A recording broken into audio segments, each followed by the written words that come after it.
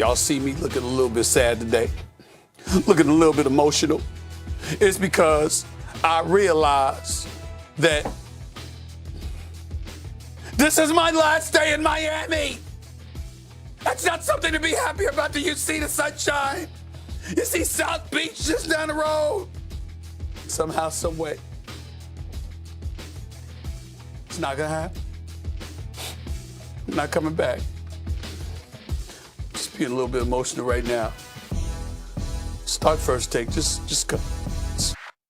All right, Stephen A., was last night's Game 5 blowout more about the Celtics' defense, or was it just a bad Heat offensive performance?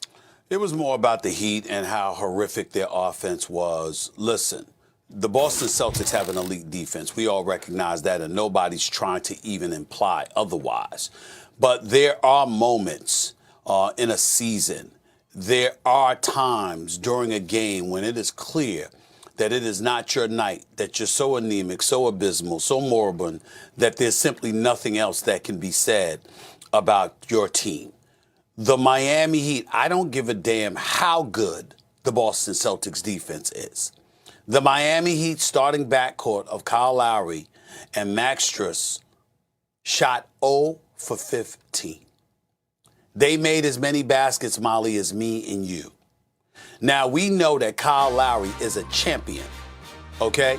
And because he's a champion, make no mistake about it, his hamstring injury is bothering him. He's not 100%. He probably didn't need to be out there. The only reason why he ended up out there is because Tyler Hero was on the sideline looking like he wanted to be a male model, dressed in white and fly shades, sitting on the court. When you're wearing white, I don't know why you'd be sitting on the ground where people use their shoes to step all over the place, because it will dust up your outfit. But nevertheless, he didn't care. He was being the male model that he was. He's injured, and that's why he was out of the game. And because he was out, that put more pressure on Kyle Lowry to step up and produce, and he just couldn't do it. Strus is another matter entirely. I know that I'm not trying to throw complete shade on him because he was injured himself to some degree and he still played. But he's been 0 for 16 in games 4 and 5. 0 for 16 as your starting shooting guard. And so when you're getting that level of production, combined with the fact that Jimmy Butler clearly is not healthy, shooting 4 of 18 from the field. Victor Oladipo is healthy, but he shot 1 for 7 last night. You got literally no production. And I saw an innumerable amount of shots taken by the Miami Heat that were virtually uncontested. There was no one in the vicinity, and they were still bricklaying. And so even though Boston's defense is elite, let's call this what it is. It was one of the most putrid, pathetic offensive performances we have ever seen in the history of the Miami Heat. And the bottom line is that they're going home in Game 6. They're not beating Boston tomorrow night at TD Bank Garden. The Boston Celtics are about to go back to the NBA Finals for the first time, I think, since like 2012 or whatever it was. They're not coming back to Miami because the Miami Heat are completely depleted and injured. They just don't have the health nor the horses to overcome that lack of good health. They're going home. This is over.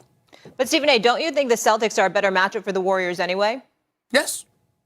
Yes, and I've said that. That's why I picked the Celtics to win this series to begin with. I definitely think they're a better matchup for the Warriors. So from a basketball standpoint, we all benefit because Miami doesn't have the offensive firepower to deal with the likes of a Golden State Warriors, and Boston certainly has that capability, and we know what they could do on defense. It's just very, very sad because basketball is one thing.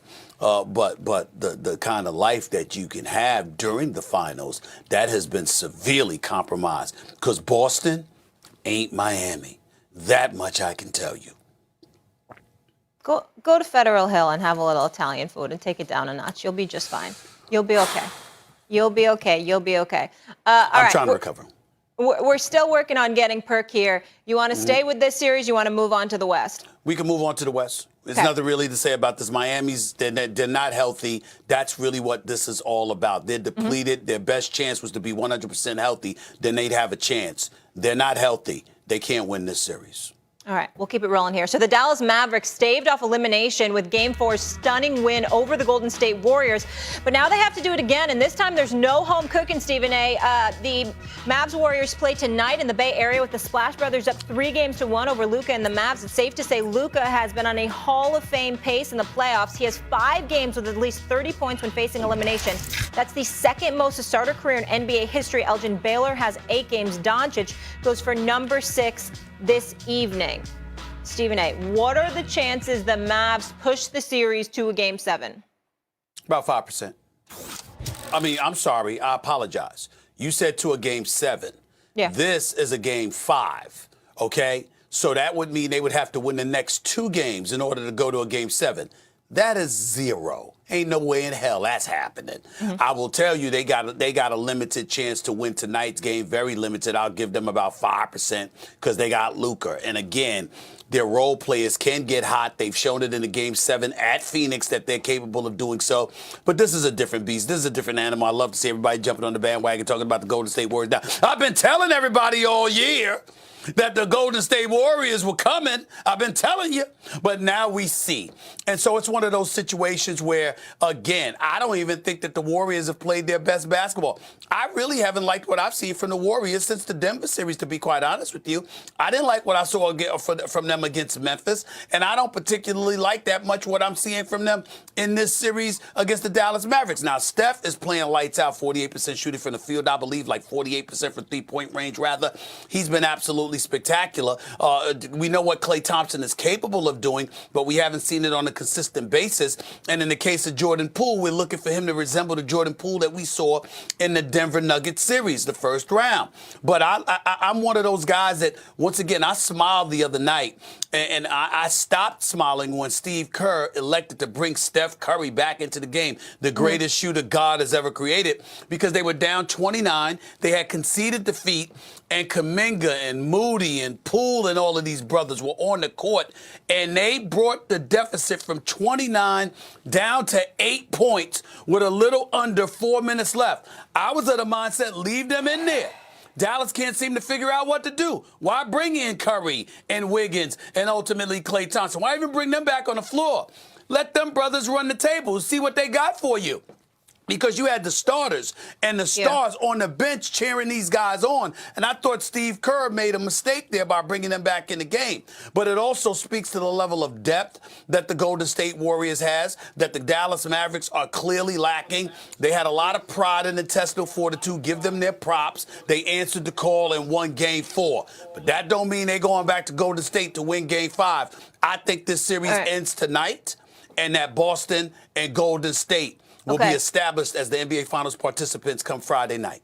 Look who's here, the man of the hour, Kendrick Perkins. Big perk gracing your TV screen. A little late, but worth the wait. That's for sure, sir. Did you hear anything that Stephen A. was saying? I'm assuming you did. And we'll stay in the West, then we'll get back to your Celtics. What do you think the chances are the Mavs push the series to a Game 7? I think they have a 50% chance. And how you doing this morning, Molly? Yes, I've been listening to Stephen A. for the last 11 minutes, okay? And yes, he's been striking a nerve. Look. That ain't my fault. Yeah, whatever, I had to speak to make sure I gave you time to get on the show. Well, I can't help it that you spoil and you only got to go 0.5 miles away from your hotel, Mr. Stephen A. Hey, I can't help that. But listen. Actually, it's 0.8. It's 0.8. But go ahead. Who's counting? Hey, whatever, man. Hey, listen, here's the thing about the Dallas Mavericks, right? When you think about Luka Doncic and you think about his mindset, you think about like his mentality, he don't give a damn. You could drop him anywhere in America and he's ready to play and he's going to adapt to the culture or adapt to the environment. And so when I think about what he brings, not only at home, but on the road, he's giving me those Giannis Antetokounmpo type vibes where it's like he's not going down without swinging. And a dangerous Luka Doncic along with a Jalen Brunson, and if you could get anything out of Spencer Dinwiddie, I definitely think the Dallas Mavericks is going to come in there tonight and win this game and push it to a Game 6. I have the Warriors winning at 7, but I will tell you this, the way that Jason Kidd have that locker room believing, I know they down 3-1, but the way that Jason Kidd is inspiring that locker room, I wouldn't just say that this series is over tonight. Matter of fact, I'm not saying it's over tonight. Matter of fact, I'm saying the Dallas Mavericks will win this game tonight. I appreciate you bringing a bit of levity to the show and making me laugh this early in the morning, because it ain't going past 5, so it damn sure ain't going 7. This series is over tonight, okay? And you talk about Luka Doncic and he ain't having it and all of this other stuff. You know what? He don't care. Well, guess what? The Warriors don't care that he doesn't care. I don't care that he doesn't care. Most people don't care that he doesn't care, because Luka can't do it by himself. We know he's a superstar. We know he's a big-time baller. And, again, his supporting cast has had their moments. The Jalen Brunsons of the world has earned themselves some huge money down the line, and he deserves it, okay? Spencer Dinwiddie has shown up over the last couple of games, and so Dorian Finney-Smith has had his moments at times throughout these playoffs. But in the end, when you're talking about going up against the Golden State Warriors, particularly at the Chase Center in San Francisco, you know, the second home, the one that replaced the Oracle, it's gonna be a little bit different. Dallas will be competitive. They won't embarrass themselves, but they're going home tonight.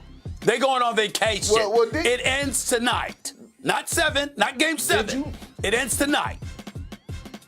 Did you just not say that you haven't been liking what you have been seeing from the Warriors of late? Yes. Didn't you just say that? Yes. Okay, cool. So what just gives you the ultimate confidence that they're going to close this game out? Let me remind you last series. Hold on. Let me remind you last series without Ja Morant, when they went into Memphis, I thought they was going to close the series out. I thought they was going to send the Memphis Grizzlies home. No Ja Morant, and they got beat almost by 50. By 50. They were down by 55. So I don't just have but I don't just have belief that they're just going to send them home, and I definitely don't have belief that Luka Doncic and Jason Kidd is not going to go in that building with the mindset of getting a win tonight. That's what I'm telling you. I would remind you, Kendrick Perkins, that you and I were on TV the morning of that game against Memphis. And even without Ja Morant, I had picked Memphis to win that game and then lose in game 6. Even without Ja Morant, I felt that the Memphis Grizzlies were going to beat them in that game 5. I didn't know Golden State were going to be down by 55. That was new to me, but I knew that Golden State was going to lose that game. The Dallas Mavericks are not the Memphis Grizzlies. They're just not. And so when I look at them, they have nothing. They have no interior deterrent whatsoever. All right. They don't have anybody to crash the boards. They don't have a rim protector. They don't have somebody on that front court to make life difficult in the interior for the Golden State Warriors, thereby forcing them to, really rely and completely depend on their perimeter shooter. They don't have what the Memphis Grizzlies have in Jaren Jackson Jr. and Brandon Clark. And so because of that, I think that the Warriors are going to be able to score with relative ease. Luka Doncic probably going to have 45 tonight, for crying out loud. Wouldn't surprise me at all. I'm just saying it ain't going to be enough, because regardless of how much the Golden State Warriors have struggled in my eyes, they're going to do enough to beat the Dallas Mavericks. What they got to worry about is them Boston Celtics that are coming down the pike. That's what they got to worry about. They ain't got to worry about Dallas. Kirk, after you respond, let's get to the East, because I want to get your take on last night. The Dallas Mavericks had enough to beat beat the best team in the NBA, in the Phoenix Suns. So they had enough to do that. I thought the Warriors were going to do that. Remember that? Okay, but I'm just saying they had enough to beat CP3, Devin Booker, and DeAndre Ayton. The Phoenix Suns ain't Golden State. Which I'm just saying, a team that has 60-plus wins, a team that has 60-plus wins. But what did I tell you? I don't remember everything that you said at the end of the day. You seen the Warriors. You remember the stuff you want to remember about me. You remember the stuff when I say something and you got me wrong. You remember those things. Guess what? I got selective memory. Okay. All right. At least you admitted it. Let's go to the East. Let's go to the East. Okay, Kirk, while you were getting things set up, here's what I asked Stephen A. I said, was last night's Game 5 blowout more about the Celtics defense, or was it just a bad Heat offensive performance? And Stephen A went Heat. Where are you on this? Molly, what you think? You know Stephen A is always go talk about offense. I'm going to talk about how spectacular the defense of the Boston Celtics looked last night. Look, the few things that you can't teach is length, athleticism, and heart. And that's what that defense have. When you see those guys around the wing area scrambling, look at that block that Robert Williams got. That's just pure out effort. And then I'm looking at the coaching of Ime Udoka, holding guys accountable, not on the offensive end, but on the defensive end. They held them to 80 points. 80 points. Listen, 82 points in Game 4, 80 points last night. We're talking about in an NBA that's today you're putting up 100 plus with ease on the average. 80 points? I don't care how horrible you think the Miami Heat offense is. This has to go all credit to the Celtics defense, and they did it with a 30% Marcus Smart who didn't play majority of the minutes. Kendrick Perkins knows full well that no matter how elite a defense may be, there are games and there are evenings when you could be standing right on Biscayne Bay and you still can't hit water. It happens. This is not throwing any shade on the Boston Celtics defense. We know how big time they are. But last night in particular was one of those nights where the Miami Heat were just awful.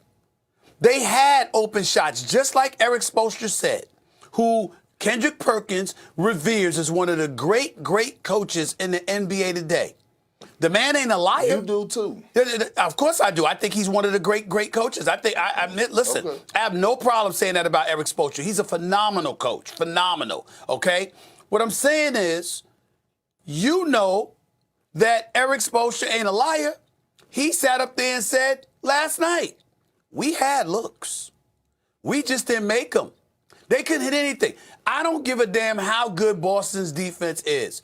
Kendrick Perkins, there's a reason that Kyle Lowry and Max Strus combining for 0 of 15 shooting qualifies that as the worst statistical performance by a starting backcourt in NBA playoff history. I understand that the Boston Celtics defense is great, but that don't mean that on a particular night, you were just awful. Kyle Lowry's hurt.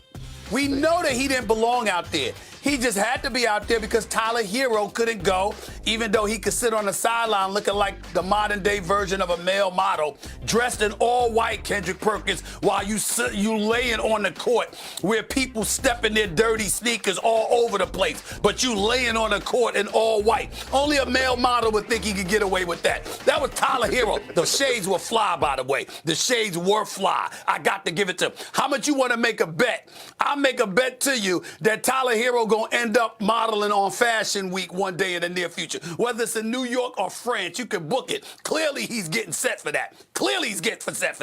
But Kyle Lowry said, damn, I got to play because this brother can't go, and Strus is not 100% either. Plus, he was already 0 for 7 in the previous game before he was 0 for 9 last night. Kyle Lowry tried, he didn't have it. Victor Oladipo shot 1 for 7. Jimmy Butler clearly hurt. Had no lift whatsoever. Ended up shooting 4 for 18. Started out the game awful. All I'm saying is Boston's defense is big time. We know that. But last night, that wasn't what this was about. The Miami Heat couldn't hit the water on Biscayne Bay, even though that's where their arena is. Yeah. I understand all this, Stephen A., but this is 2 games in a row. This is back-to-back games where they didn't even score 85. And look, I'm going to take you back to the locker room. They have a saying in the locker room that says, don't hope they miss, make them miss. Meaning, some police officers was politicized and that the narrative was hijacked by the former president of the United States for his own benefit. We all know this. one of the things that I pointed out, Damian and Molly, you'll recall this, is that in 2014, Donald Trump wanted to purchase the Buffalo Bills. And when he wanted to purchase the Buffalo Bills, this is before he ever decided to run for president, Donald Trump called yours truly, that would be me. And he said that he wanted to purchase the Buffalo Bills. And I'll never forget what he said to me. He said, if those owners screw me over, and I'm just using the FCC allowable version because he didn't say it like that, but I'm paraphrasing. He said, if they screw me over, he said, I'm going to show them, I'm going to get them all back. I'm going to run for president of the United States. That's what he said to me back in 2014. I bring up the relevancy of that because it wasn't about Colin Kaepernick. It was him politicizing the situation for his own benefit to cause havoc for NFL owners who had screwed him over from becoming an NFL owner and being a part of their club. Whether he'll ever admit it or not, who the hell knows? But I'm telling you, that's what happened with Colin Kaepernick. Nevertheless, Colin Kaepernick did what he did, took a knee, brought attention to a much-needed issue that needed to be addressed, and his heart was in the right place, and he's to be commended for that. That, however, is entirely different. And turn off that music, please, because I want everybody to hear what I got to say. It has nothing to do with right now in this respect.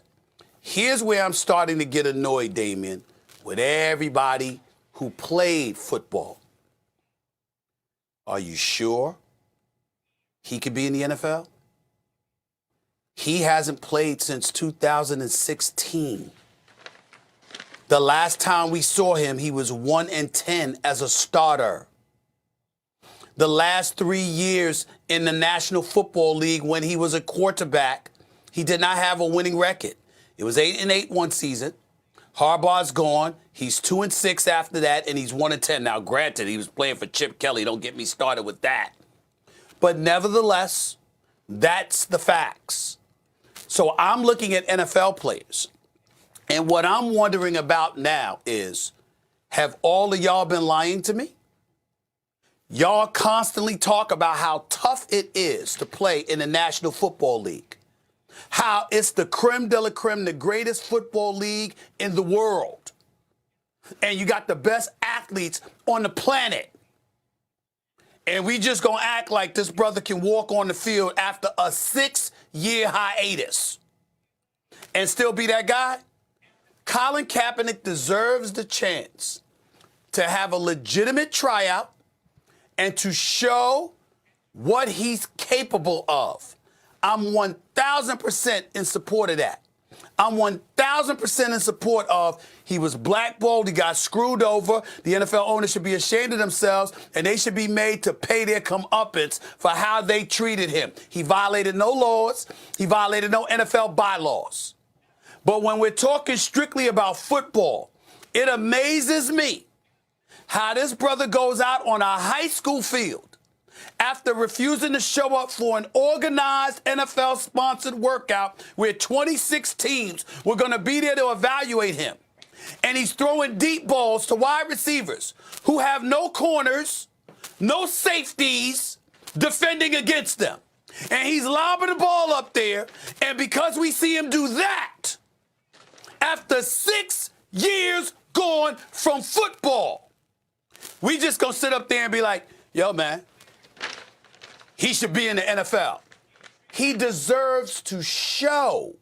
He deserves the opportunity to show and that's he what he should does, still be in the Stephen A. NFL. Okay. It was it's just a workout. So, it's not like they signed him. It was just a workout. Molly, Okay, hold on. And see, hold on, Molly, Stephen A. Go ahead. Go ahead.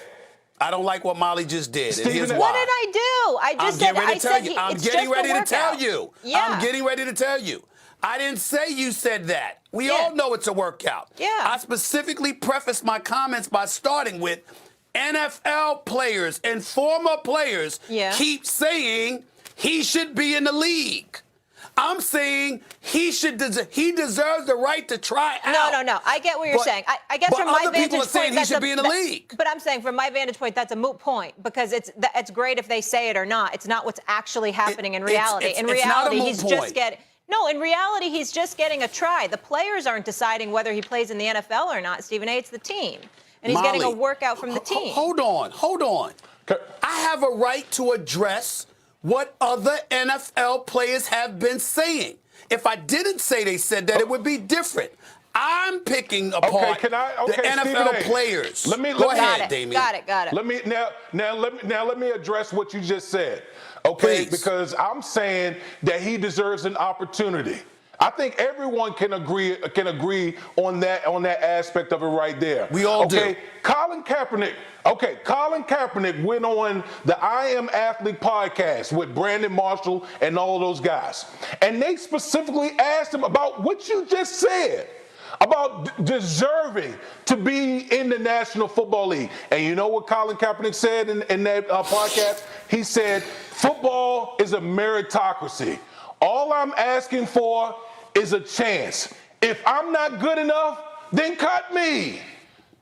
That's all anybody is saying, giving him an opportunity. An opportunity to show that he can go out there and play ball. That's all. May I respond? Go ahead, respond. Go ahead. I didn't say anything about what Colin Kaepernick said. I said I am tired of NFL players saying he should be in the league because I'm looking at y'all who have told me over the years how elite these guys are, how difficult it is to be in the league. Then how do you sit there? I'm not talking about you, Damien. I'm saying NFL players, it's one thing to say he deserves a tryout. We've got NFL former and present players saying he should be in the league, even though he's been gone for 6 years. So now this ain't about the knee. Now this ain't about because we know he got screwed over. We know that. What I'm talking about is you football players who have played in the NFL, in some cases have won championships in the NFL, who know directly and specifically how arduous it is, how hard it is, how impossible it is to be an NFL player. Y'all don't realize that the ones who do say he should be in the NFL, you don't realize how you're disrespecting yourselves as NFL players when you just say a guy that's been gone for 6 years should be in the league. Colin Kaepernick didn't say that. He did say a meritocracy. But y'all keep saying Damien, this is really good. I don't want to cut off the debate, but I have to get into commercial break real quick. We got to get in commercial break. It's already 10:35. We'll have an opportunity to come back. We can keep doing this. Turn that frown upside down. We got 2 hours. Coming up on First Take, decisions for the Brooklyn Nets after a disappointing season vaccinated against COVID-19. Big Perk back here with us. And Perk, I want to start with you. Do you think the Nets should offer Kyrie a long-term deal? Yeah, they should. And look, let me explain to you why, right? This is a what have you done for me lately type league, okay? And when I say that is that we can't hold this year alone over Kyrie Irving's head because he didn't want to get the vaccination. There's a lot of players out there that didn't want to get the vaccination, okay? That still haven't got the vaccination, and some of them are playing right now. We can't hold this over his head because of the rules or laws that they had in the state of New York that he couldn't play in these games. Look, Kyrie Irving is box office. Who the hell you go give the money to? Patty Mills, Goran Dragic? You better give it to Kyrie Irving. Now, I would say this, if I give it to him, it's going to be some contract clause in there. He has to play a certain amount of games. You know, I got to hold him accountable to show up to work. But here's the thing that the Brooklyn Nets have in their favor. Kyrie Irving doesn't have a leg to stand on when it comes down to him actually debating or disagreeing or arguing for as how his contract could be constructed. Now, he could give a little pushback here and there, but at the end of the day, I feel like the organization has the upper hand, and I feel like they should offer him a long-term deal. Who else they're going to give the money to? Kendrick Perkins, you're not wrong, but I'm going to hold your feet to the fire on this in a very, very fun way. I want you to imagine for a second we ain't on television. I want you to imagine for a second we had one of your barbecues in your backyard.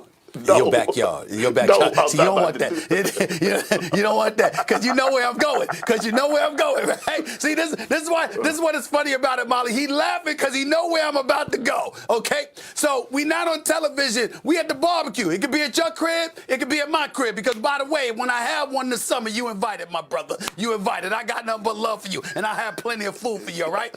Let me ask you a question, Kendrick Perkins. If you the owner of the Brooklyn Nets and you got to invest long-term dollars in Kyrie Irving, you giving him a deal that's guaranteed more than 1 year at a time? I am, Stephen A. I am. Okay. Who else I'm going to give it to? Let me explain something to you right now. There's no way in hell you can do that. If you're running a business, you cannot invest long-term with Kyrie Irving in terms of guarantees. I have no problem, and I've been on the record. There's two sides. You can flip the side. You can switch it any way you want to. What I'm saying is this.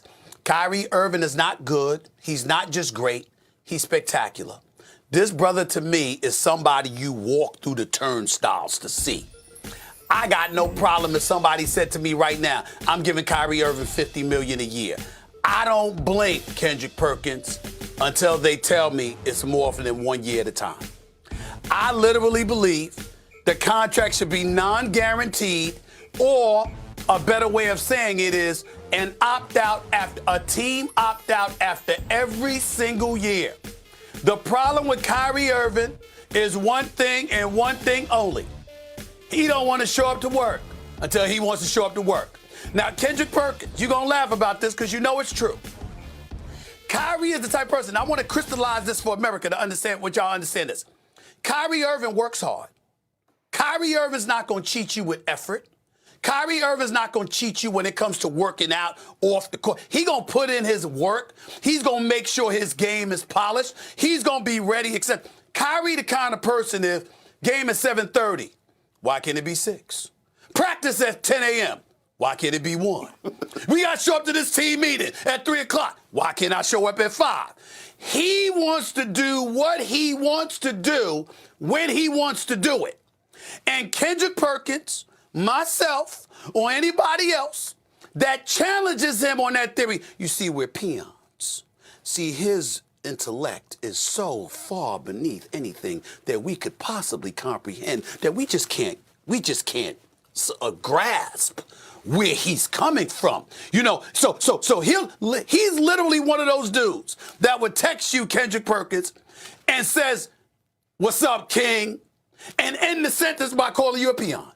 He all over the place. He all over the place. This is who he is. I'm telling y'all what I know. And so what I'm saying to you is this. Kyrie the type of person, you got to put in 10 hours. He'll put in the 10. But don't tell him when to put in the 10. He got a problem with that. If Kyrie Irving could change the schedule on a day-to-day basis of NBA games, he'll start one at 5:30, another night it'll be 8:30, another day it'll be 3 o'clock in the afternoon. It'll be practice some days it won't be practice. He wants to do what he wants to do. And he comes first by a mile ahead of anybody else. You can't give that brother a guaranteed deal because that means even when he does what he wants to do, no matter how disruptive it is to the collective whole, he still gets paid. He has proven that. Yeah. You got to give him money 1 year at a time. Yeah, but Stephen A., here's the thing. And I'm not saying I'm not saying what you're saying is wrong, okay? But let me explain something to you and say this. This is why I give pushback at. If you do give Kyrie Irving a one-year deal, what you think that's going to do to Kyrie Irving? That's going to make him act out even more. But if you somewhat show him that you appreciate, and yes, it is. If you somewhat show him, because the thing about Kyrie Irving is that when everybody's going right, he loves to go left. So accountability, right? And listen, I played with a lot of Hall of Famers, and I done played with some divas. Matter of fact, we done heard about Kawhi Leonard showing up to the plane late because his helicopter arrived, had the jet on the runway for an hour. So this is not the first time that we done saw a franchise or a superstar caliber player do this to a franchise. All I'm saying is this. Hold him accountable within the contract. Within the contract, because you're not going to get anything else out there better than a I understand that, but listen, here's the thing, Stephen. If you give him a one-year deal, I believe a guy like Kyrie Irving is going to be rebellious. But if you give him a long-term deal and say, hey, Kyrie, we're really committed to you, but we're committed to you in this form of fashion. Let's work things out. I think you'll get the best version of Kyrie Irving. We got to get in a break. That's my honest opinion. I just can't. I got you. I just can't believe that you said, this about Kyrie Irving. This brother has been treated marvelously well throughout his NBA career. When has he been mistreated? Who did that? I understand, but I understand that, but what you gonna lose him? All right. No. If you're the Let's Brooklyn leave it Nets, there, guys. Let's get into break. You done lost Karis LeVert, Jared Allen, James Harden. You can't afford to lose him.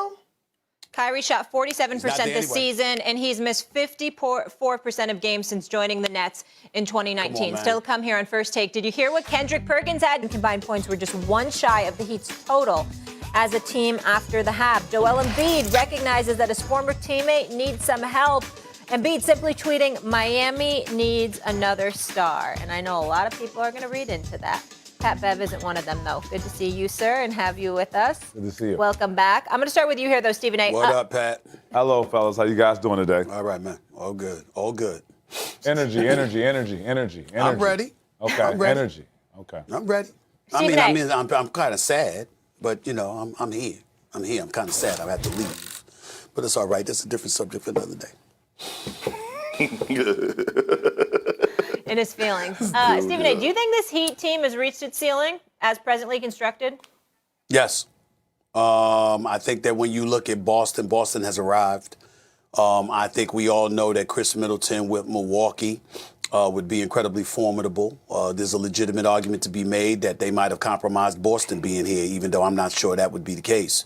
Those are two teams right there. We don't know what James Harden is going to come back looking like, but Pat Bev has sworn by James Harden. He has sworn to me that James Harden will resurrect himself and he will be back. So obviously that helps Philly and Embiid. And obviously they're keeping Doc Rivers unless it was a smokescreen to get compensation from the Lakers because they could potentially want Doc Rivers. We'll wait and see what transpires with all of that. In the end, I think that when you look at the Eastern Conference, the Miami Heat, as formidable as they are, exceptionally well coached, they defend or whatever. The bottom line is that Joel Embiid is absolutely right. He's talking about his brother there, Jimmy Butler. He's looking at the Miami Heat. He's played against them. He knows this is not enough. They need more moving forward if they're going to truly contend. Otherwise, as this roster, as presently constructed, I think their ceiling is a conference finals berth. It certainly is not a championship. Pat, where are you on this? I totally disagree with Stephen A. Smith. Love him to death, though. Was a big bro. Disagree with him. I think Miami has done a good job over the years of getting talent and getting the best out of it consistently after year. Undrafted guys, you talk about starting in the Eastern Conference Finals. Injuries, you talk about still being able to compete. I don't think it's about player. I think it's all about the identity of the team, and Miami Heat's identity is going to continue to be Miami Heat's identity. Maybe they change some pieces, maybe there, but I don't think it's the ceiling. I think that Miami Heat's going to always be up there in the running just due to the job Coach Spo has. Go ahead, KP. Well, see, that's the level of actually having just a playoff mindset and actually having a championship caliber mindset. And right now, Patrick Beverly, you have a playoff mindset. The Miami Heat has a championship caliber mindset. And and yes, they have reached a ceiling. Listen, you don't trade for Kyle Lowry. You don't acquire P.J. Tucker in free agency and say, get those type of vets and just say, oh, we cool with just reaching the Eastern Conference Finals. That's not how it go. They put all their eggs in a basket to actually reach the finals. Now, look, since I addressed you to that point, I have to revisit 2 weeks, okay? 2 weeks ago. Because Stephen A. and Molly both know. You asked me to bring the energy, so I'm going to bring it to you today. Stephen A. and Molly both know. If I'm not watching basketball, I'm watching every show that goes on ESPN, especially NBA Today and First Take. And when I'm not on, I'm watching to see what people have to say. I'm watching the debates. I'm watching the takes, whether they good, bad, or ugly. And you brought up my name during the conversation that I wasn't even on the show with. So once I got you on Who brought here, it up? I had to Me or Pat? revisit. No, not you. Patrick Beverly. What was said? What was said? What was said? So y'all was talking about the James Harden situation, and they was talking about the extension or giving the man money in Philly or the contract extension or whatever. I remember. And Pat Bev said, y'all need to give him his flowers. You, Stephen A., Matt Barnes, and Perk. First of all, I never came on here and not have gave James Harden his flowers. I always praise James Harden, to the fact that I'm sitting up here right now looking crazy because I said that they possibly could be the next version of Kobe and Shaq. But James Harden got me sitting up here looking like a fool. And so here's my thing to you, Pat Bev. I watched you come on. I watched you come on here on Monday. And I watch you sit up here and I watch you dismantle CP3. I watch you give CP3 the business for his horrible play. Did I tell a lie? No, you didn't.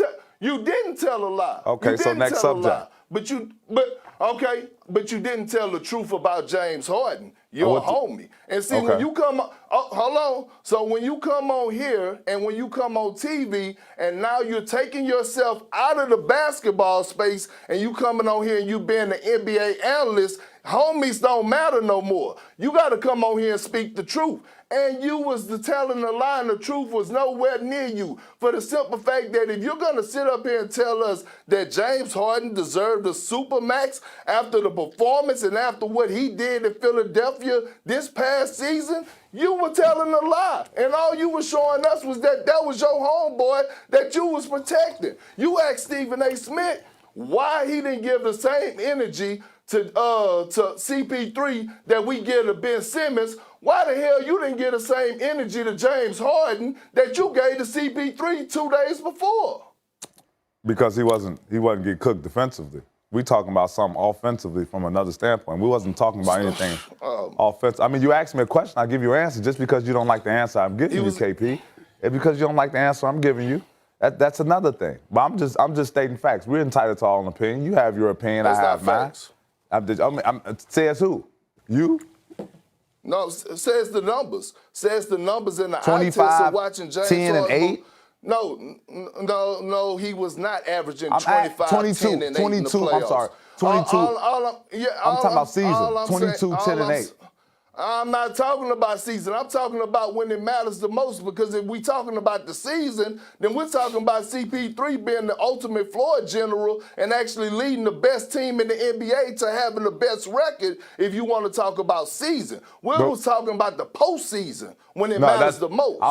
Those stats I got from was the season. That's the numbers I got from, and that's what I was talking about. Perk, me and you both know. You've better than me. You've played with him also. You know what's going on, man. Even at the age and even what you done seen past this past season, man. Like you said, like you've been a big James Harden fan. I don't know why that changed now or what's going on. All I said is ex-NBA players getting on TV talking about how other current NBA players shouldn't get a certain type of money. It's not fair, because when it was time for you to get a contract, you wouldn't want that. You wouldn't want that on your plate. That's all I'm saying, baby. Hold on. Let me interject. Let me interject. No, let him talk. He grown, man. Let him talk. What you got, KP? Talk to me. Hold on, time out. First of all, I never said that James Harden didn't deserve money. The question was that did he deserve the Supermax? And this is not James Harden's first deal. James Harden had already made 400 plus. We're talking about, based on his performance, does he deserve the Supermax? And Stephen A. and Molly can contest to this. I have been on here numerous of times. Okay, I have been on here numerous times saying that James Harden do deserve a contract extension. But if you ask me, based on his performance, do he deserve a Supermax? Hell no. Well, let me interject. Pat Bev, you and I disagree with this about James Harden. But this is what I want to say to you, Bev. It ain't personal, bro.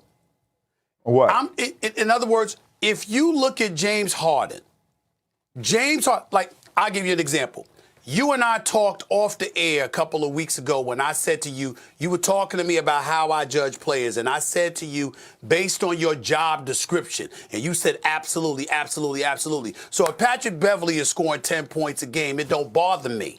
Why? Because I know that you're on a squad because of your defensive tenacity combined with what you do being a pest and influencing a culture and helping to make these brothers rough riders, toughen them up, obviously for postseason competition. That's what I said with you. Another player, your responsibility is to score. James Harden has never been known for his defense. James Harden is judged by his prolific tendencies as an offensive firepower. What we saw this year was a drop-off. Now, I believe it was primarily because he's never fully recovered from the hamstring injury he suffered the previous year in Brooklyn. And we spoke about that, too. And we spoke about that. But what I'm saying is there's nothing wrong with somebody looking at him and saying, excuse me, when you talk about a Supermax, he doesn't deserve that because he's not what he used to be, particularly in a cap situation where the more money you pay one player, the less you're going to be able to pay another. It's not like somebody's messing with somebody's money. What you're saying is this. If Patrick Beverley, as far as I'm concerned, because of the defensive tenacity that you bring to a squad, I think you're underpaid in today's NBA market. But in order for you to get the money that you deserve, they're going to snatch it from somebody else too. So we got to take all of those things into consideration. But when you're evaluating what a player brings to the table, it is what it is. James Harden's not that guy. Now, when you bring up CP3, we got to look at this. He went against you and the Clippers the year before. Dropped 41 on y'all in a closeout Game 7. CP3's a 12-time All-Star. He's one of the elite point guards in NBA history. Now, your point was, ain't nobody losing no sleep. We can't Monday night quarterback because you didn't have them stats the first time you was on here, so don't go to sleep and try to get some new numbers and bring them up point. Yeah, that's all y'all doing. The question was about the Heat. I don't understand why we even on this topic again. I wasn't bringing it up. The Miami Heat. Hold on. I wasn't bringing it up. You and KP went back and forth. And so what I'm saying to you, forget all of that for a second. I'm only making the point that if you're talking about, if he's a former player, just because he's a former player, you a former player, all right? Or you're not a former player, you're still playing. My point is, you can't talk about a player. You can't look at a player and go like this. I don't think he this. I think this guy is this. I don't think that player is that. Can I ask a question? You can do that. Real quick. First of all, you have the license to do that. Kendrick is a former player, but he's also an analyst now, so he's got to be fair. And Kendrick, let me ask you this really quickly, because I remember you saying that when Joel Embiid and Harden, you thought so highly of it. You thought potentially they could be the most dynamic duo ever. Pat, I don't know if you ever heard him say that. I hear Kendrick say a lot of stuff. Okay, but just stay with me on this one. So that's where his hopes were. But then Kendrick, let me ask you this. So prior to the playoff performance, you would have said he deserved the Supermax. It was just because how these playoffs turned out that you changed your opinion?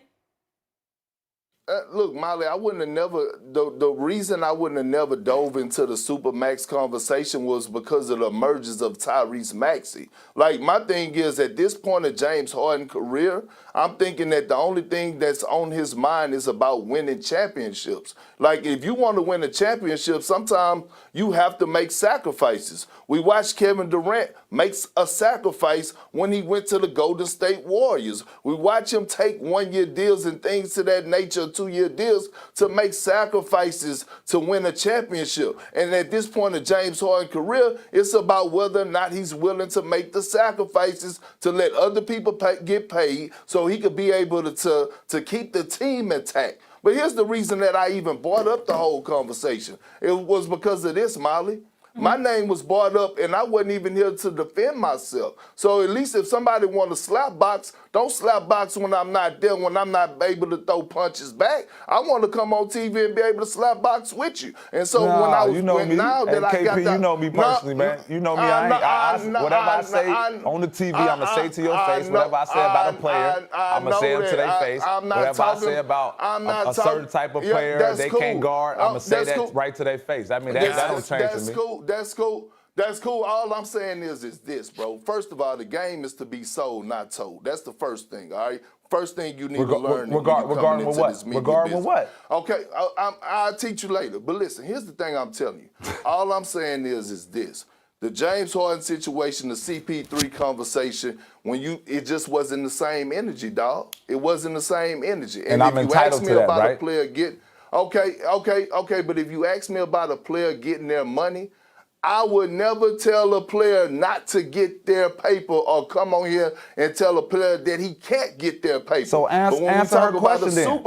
Answer her question. Her question was, before the playoffs, did you think James we're not talking about numbers, we're not talking about Tyrese Maxey. Answer her question, because you yet to answer the question. Before the playoffs started, you said they were the best 1-2 punch. Do you think he should have got the Supermax? Yeah. Okay, so we ain't talking about nothing else. No, because of the situation. So what we talking about? Okay, no. Well, I mean, your answers seem to change. Mine don't. So I got to judge a man off that. All right. Let's go. Okay. Let's get in a break here, because I want to get back to that Colin Kaepernick conversation that we had earlier. Damian Woody will come back and join us. So we're not going to answer the Heat conversation? I mean, we just had a Heat question. I was only... Sometimes we call it audible. Molly, It's live television. Sometimes we call it audible. We go in different directions, and it's just fluid here on First Take. Get Perk the last word. He wants to get the last word. Get Perk. Yeah, and then let me get in a commercial break, fellas. Yes, sir. Go ahead. He really don't want to bring that up, because he said that Jason Tatum wasn't a two-way player. See, on First Take, we keep receipts. Yeah. First Take, we keep and I receipts. was absolutely wrong about that. Okay, I know you were. Okay, cool. Yeah, that's what I said. Gentlemen, I love the passion. Let me just get a commercial break, though. Oh, okay, All right. When we come back here on First Take, who is appealing the suspension, said in the statement, first and foremost, I have the utmost respect for what Tim Anderson brings to the game of baseball, Donaldson said. For MLB.com's Mark Feinsand, I stated over the weekend that I apologized for offending Tim and that it was a misunderstanding based on multiple exchanges between us over the years. My view on that exchange hasn't changed, and I absolutely meant no disrespect. In the past, it had never been an issue, and now that it is, we have a mutual understanding. I would also like to apologize to Mrs. Rachel Robinson and the Jackie Robinson family for any distress this incident may have caused. Jackie was a true American hero, and I hold his name in the highest regard. Stephen A., your reaction to Donaldson's statement? Smart and predictable. Smart because clearly people have gotten in his ear and let him know how offensive this came across and how it may have been misinterpreted.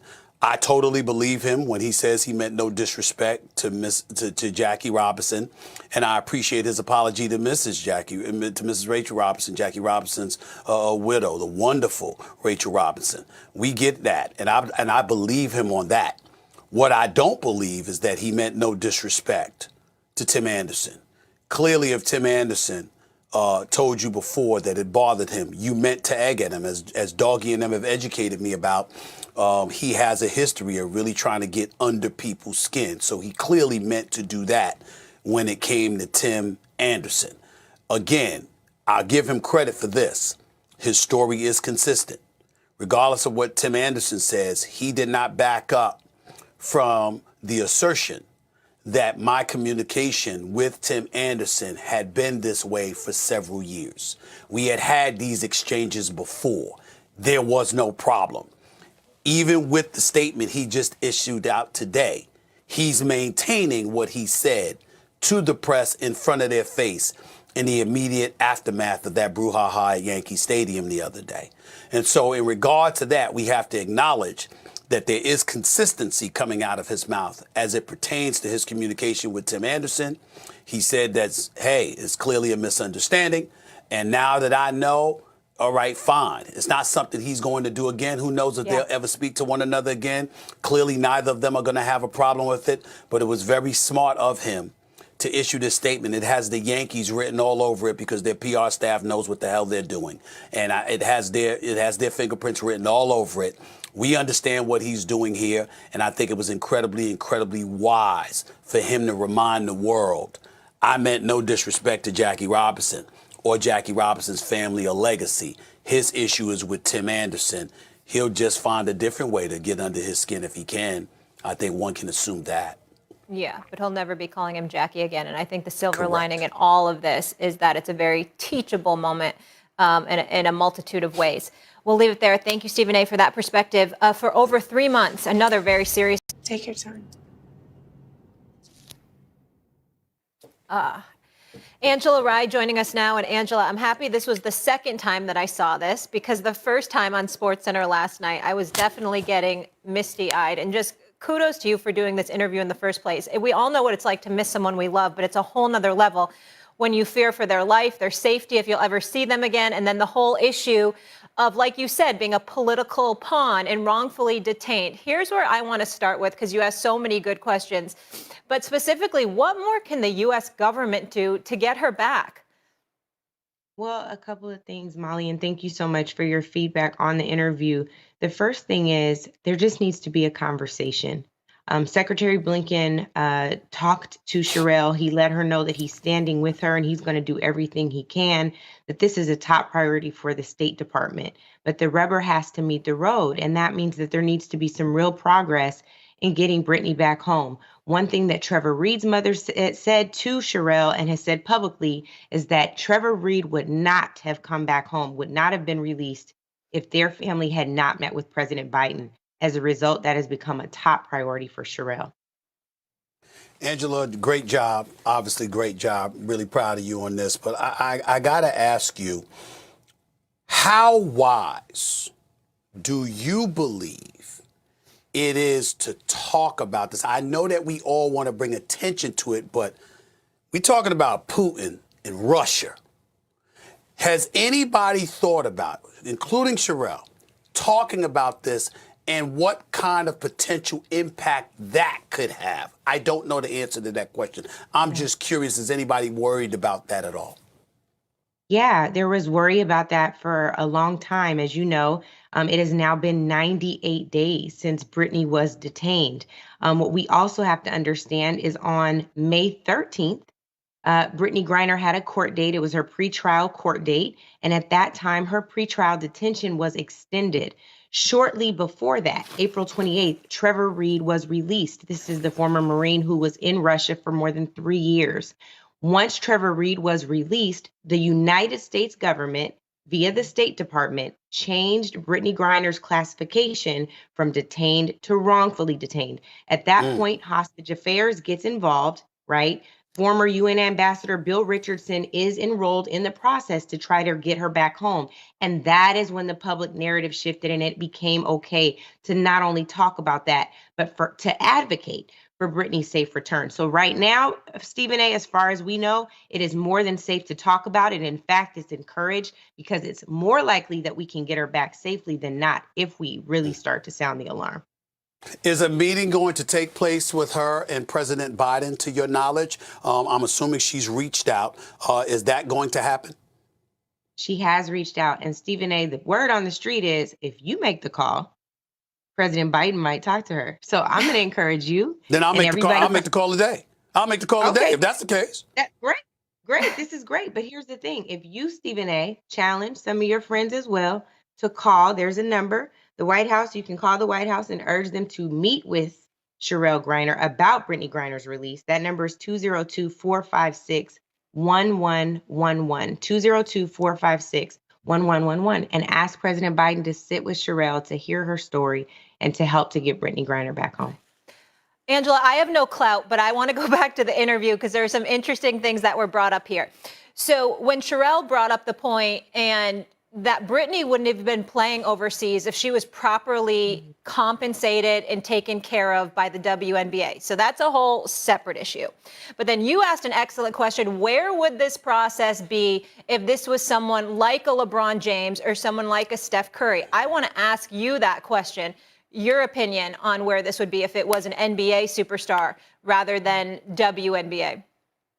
You know, I really wrestle with this question a lot because what I don't want to do is make any of those guys feel like I'm trying to target them, right? There have been a number of folks talking about I'm trying to create a gender divide. That's not it. What I'm really trying to do is demonstrate that there is a gender divide, that because of how Brittany presents this 6'9" Black woman wearing a Black Lives Matter sweatshirt through customs in Russia, who's had no problem traveling there for more than 7 years. Now, all of a sudden, on the other side of this is detained. And to Stephen A's point, a lot of people were obedient, right, to the idea of not talking about Brittany. Do you think we really could have quieted the press, the NBA, if it was one of these players? I don't think so. And so I really wanted to wrestle with that within myself. Like, how would I be paying attention to this if this were different? If this were my sister, if this were my friend, how would I want people to be talking about this? And I think that's how we have to really deal with this. Sure, we would like to believe that if you're a superstar and if you're a regular Joe Blow from around the corner, that you'll be treated the same and we would all want your return and your release. But I don't believe that's the case. And I think this is a really great point for us to double down, not just on salary disparity, but on treatment of these stars. When you look at Brittany Griner's stats, this is a 7-time NBA All-Star, WNBA, WNBA champion, Olympic gold medalist twice. Like, come on.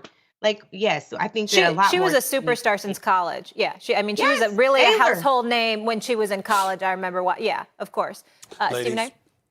Let me say this. I'm going to say something, and then I'll ask the question along those lines, Angela, because I'm not sure I entirely agree with you. I definitely agree with you about, obviously, they need to be paid more. There is no question about that. There is no debate about that. WNBA players are fantastic. They give the fans what they want to see, what they come to expect to see. They deliver the goods, and they're consistently committed. So I got a lot of love. Don't get me started with the Diana Taurasi's, the Sue Birds of the world, and others. I love all of them ladies. I'm actually going to a couple of games this summer. Okay, and let me not forget Candace Parker, but I got to say this.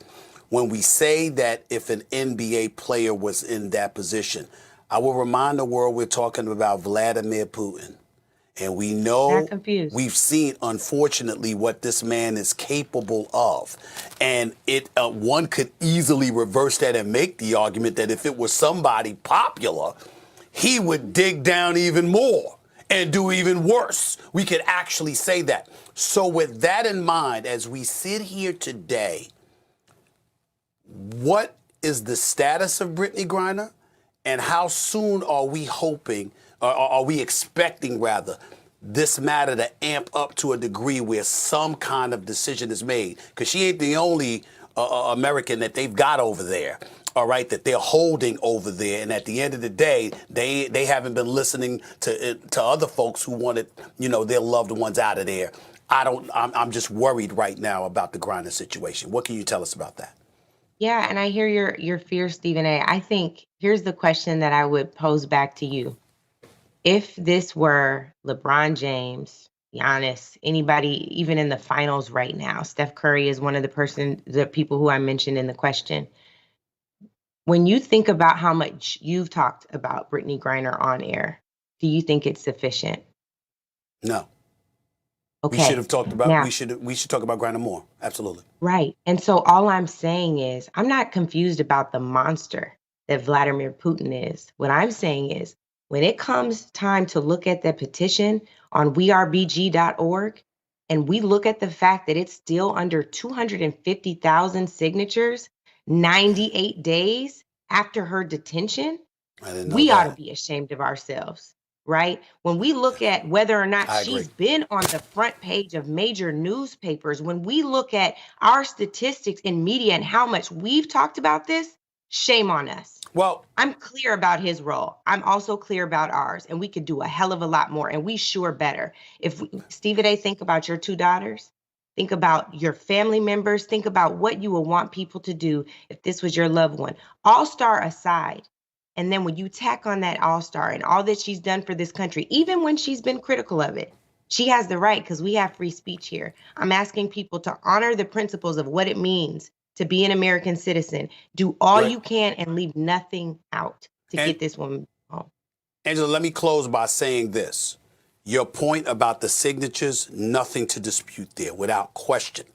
The point about the attention that's brought to bear, I think Adam Silver, the commissioner of the NBA, spoke for a lot of people when he was asked about it at his State of the NBA press conference. And when he was asked about it, he talked about how they were being advised of what to do or what not to do in terms of the momentum they brought to the subject because of the sensitivity involved with Vladimir Putin. We know what's going on with Russia and Ukraine and all of that other stuff, and there's so much stuff going on. They were advised. So when you see people not talking about it much more, that has been a factor. Then. And I think it's important that we know that. They were advised then, and it has changed. And I'm telling you, if you just if we all remove whatever bias we have around this, if it were another superstar in the NBA, you could advise until you were blue in the face and nobody would listen. That's what I'm saying. We have used this as a fallback and we're guilty of it. And we now have to come to account. We've got work to do as a collective, this entire country. Joe Biden's got a meeting to have. We've got some signatures to add to a petition, and we've got to sound the alarm in the media. And I appreciate y'all for doing that today. I'm good with that. I'm good with that. Absolutely. Angela, you're bringing so many important issues to the forefront, and we're lucky to have you at the network. Thank you so much. And please keep us updated on this, because as you said, we need to be discussing it more and doing more. We'll leave it there. Angela, thank you so much. You can see the interview in its entirety